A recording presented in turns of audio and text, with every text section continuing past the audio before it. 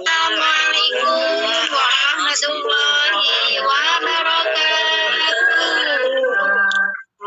Waalaikumsalam warahmatullahi wabarakatuh.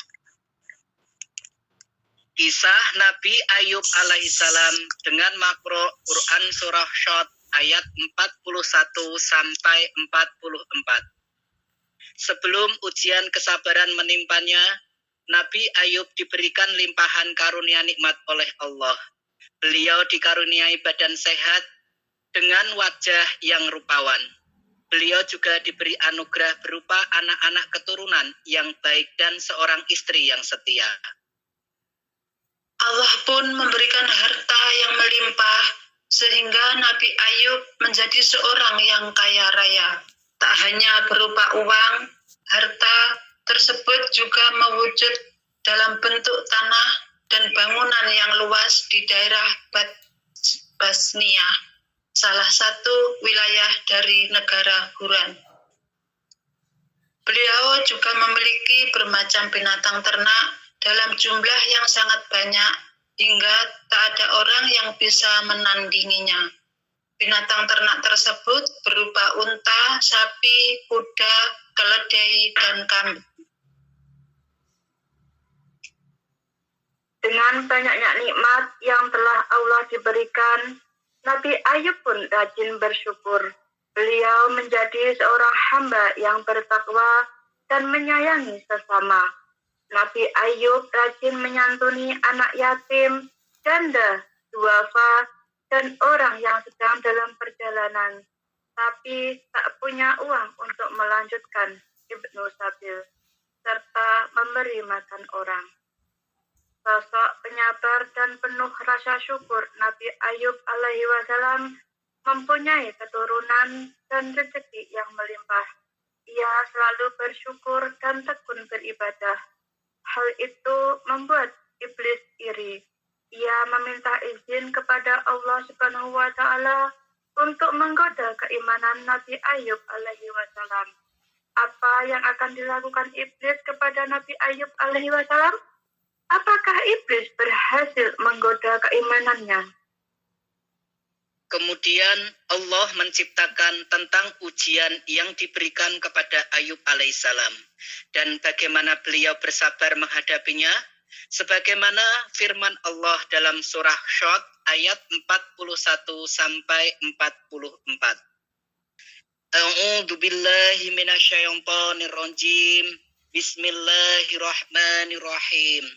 Wadhkur abdana Ayub idnada rabbahu anni massaniya syaitanu binungsi wa adzab urqud birijlik hada muqtasalum baridu wa sarab wa wahabna lahu ahlahu wa mithlahum ma'ahum rahmatan minna wa dzikra li ulil albab wa khudh bi yadika sang fadrib bihi wala tahnas inna wajadnahu syakira ni'mal abdu innahu awwab. Dan ingatlah akan hamba kami Ayub ketika dia menyeru Tuhannya. Sesungguhnya aku diganggu setan dengan penderitaan dan bencana. Allah berfirman, hentakkanlah kakimu, inilah air sejuk untuk mandi dan untuk minum. Dan kami anugerahi dia dengan mengumpulkan kembali keluarganya. Kami lipat gandakan jumlah mereka. Dan sebagai rahmat dari kami dan pelajaran bagi orang-orang yang berpikiran sehat. Dan ambillah seikat rumput dengan tanganmu. Lalu pukullah dengan itu, dan janganlah engkau melanggar sumpah. Sesungguhnya kami dapati dia Ayub, seorang yang sabar. Dialah sebaik-baik hamba. Sungguh dia sangat taat kepada Allah. Allah memberi ujian kepada Nabi Ayub dengan mengambil kembali seluruh nikmat berlimpah yang dia berikan kepada beliau. Pertama, Allah timpakan kepada Ayub alaihissalam penyakit kulit di sekujur tubuhnya. Bahkan Ibnu Katsir menafsirkan tidak ada satu pori-pori pun dari tubuh Nabi Ayub yang selamat dari penyakit judam atau kusta itu. Dengan itu Allah mengangkat nikmat paras beliau yang rupawan. Badannya yang semula sehat, segar, dan bugar, Allah angkat dengan menimpakan tubuh yang sangat lemah. Karena penyakit itu, saking lemahnya, dikisahkan Nabi Ayub sampai tidak sanggup berjalan sendiri untuk buang hajat ke kamar mandi, sehingga istri beliau harus menemani. Putra-putri beliau pun Allah ambil, semuanya meninggal dunia.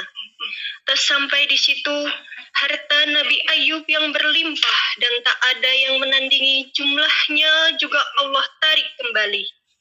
Nabi Ayub pun jatuh miskin. Ditambah dengan kondisi penyakitnya, semua orang menjauhi beliau. Nabi Ayub pun mengasingkan diri ke suatu tempat. Hanya istri beliau yang setia menemani. Juga 2 orang sahabat beliau yang selalu mengunjungi. Rasulullah Shallallahu Alaihi Wasallam pernah bersabda, sebagaimana diriwayatkan oleh Anas bin Malik tentang berapa lama waktu Nabi Ayub menjalani ujian ini. Sesungguhnya Nabiullah Ayub alaihissalam berada dalam ujiannya selama 18 tahun. Baik keluarga dekat maupun keluarga jauh menolaknya kecuali 2 orang laki-laki dari saudara-saudaranya. Kedua saudara itulah yang selalu memberinya makan dan menemuinya. Istri Nabi Ayub pun sangat kasihan melihat kondisi suaminya itu.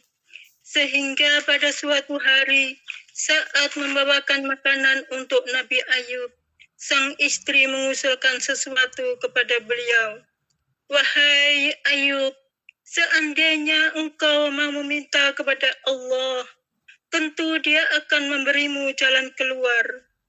Demikian saran istrinya yang tega melihat Ayub sakit demikian lama. Namun, apa jawab Nabi Ayub? Beliau menolak dengan alasan yang luar biasa. Jawaban inilah yang menandakan betapa tingginya derajat keimanan Nabi Ayub. Kesabaran tingkat tinggi juga beliau perlihatkan melalui jawaban atas saran istrinya tersebut. Aku telah diberi kesehatan selama 70 tahun. Sakit ini masih derita sedikit yang Allah timpakan, sampai aku bisa bersabar sampai seperti masa sehatku yaitu 70 tahun. Demikian jawaban Nabi Ayub. Jawaban tersebut juga sekaligus menjadi penegas bahwa hati beliau sama sekali tidak terpengaruh dengan ujian dahsyat yang ditimpakan Allah. Kedua sahabat yang masih setia mengunjungi dan membawakan makanan pun khawatir akan ujian yang menimpa Nabi Ayub. Terbersit dalam benak salah satu di antara keduanya bahwa ujian Nabi Ayub mungkin disebabkan karena dosa besar yang pernah beliau perbuat. Kegundahan itu pun disampaikannya kepada sahabat yang lain. Kemudian sahabat ini menyampaikannya kepada Nabi Ayub. Ketika mendengarnya, beliau sempat sedih. Tetapi beliau Nabi Ayub kemudian menceritakan kondisinya secara terbuka dan menampik prasangka itu.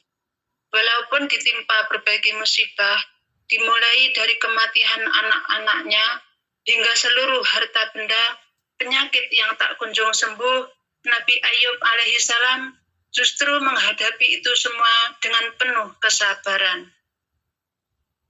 Karena kesabaran Nabi Ayub yang luar biasa saat menjalani ujian tersebut, Allah pun menunjukkan jalan keluar.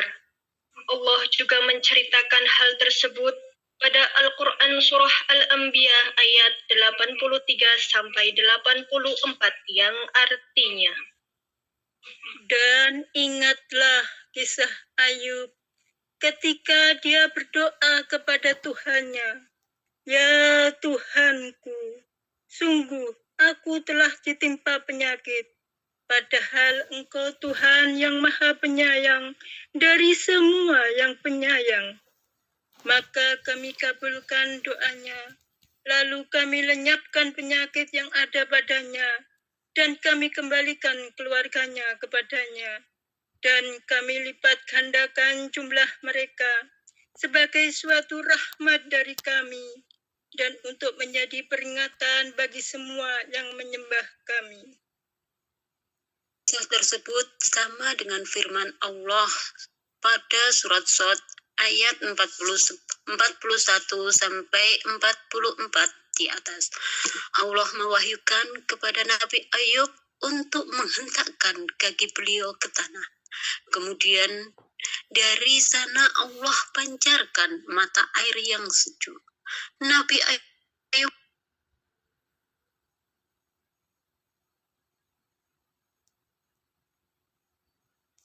Allah juga memerintahkan kepada Nabi Ayub untuk minum dari mata air tersebut. Kesejukan airnya kemudian mampu membasuh batin Nabi Ayub, sehingga beliau kembali sehat, bugar lahir dan batin. Kekuatannya pun kembali pulih, bahkan seperti tidak pernah sakit. Saat beliau hendak menemui istrinya, sang istri sempat tidak mengenali Nabi Ayub. Walaupun Nabi Ayub tampak sama seperti saat beliau sehat dulu. Sebetulnya sang istri mengingat postur dan wajah Nabi Ayub sebelum sakit itu. Akan tetapi, dalam bayangan istri Nabi Ayub, beliau masih lemah dan berpenyakit kulit, sehingga ia tidak menyangka bahwa sang suami akan sembuh lebih cepat. Keduanya pun bersukacita mengucap syukur kepada Allah. Sesuai firman Allah pada surah Al-Anbiya dan surah As-Shad tersebut di atas, bahwa dia juga mengembalikan anggota keluarga Nabi Ayub dengan jumlah yang lipat ganda. Harta Nabi Ayub juga Allah kembalikan lagi sebagai hadiah keridhaan beliau menjalani ujian. Dalam beberapa riwayat dikisahkan untuk mengembalikan harta kekayaan Nabi Ayub, Allah mengirimkan 2 awan. Satu awan menaungi gundukan gandum, sedangkan awan yang lainnya menaungi gundukan jawawut. Awan yang menaungi gundukan gandum tersebut mengeluarkan hujan emas, sementara awan yang menaungi jawawut mengeluarkan perak. Dengan demikian, harta Nabi Ayub pun kembali melimpah. Hikmah yang kita dapatkan dari kisah Nabi Ayub adalah agar kita selalu bersabar dan ikhlas dengan ujian dari Allah SWT. Dengan ujian semakin meningkatkan keimanan dan ketakwaan kita kepada Allah SWT. Wallahu a'lam bishawab. Demikianlah kismis dari kami, keluarga Sakura Merdeka. Kurang lebihnya mohon maaf lahir dan batin. Sami-sami, Bu. Mari salam bersama. Wassalamualaikum warahmatullahi wabarakatuh. Waalaikumsalam warahmatullahi wabarakatuh.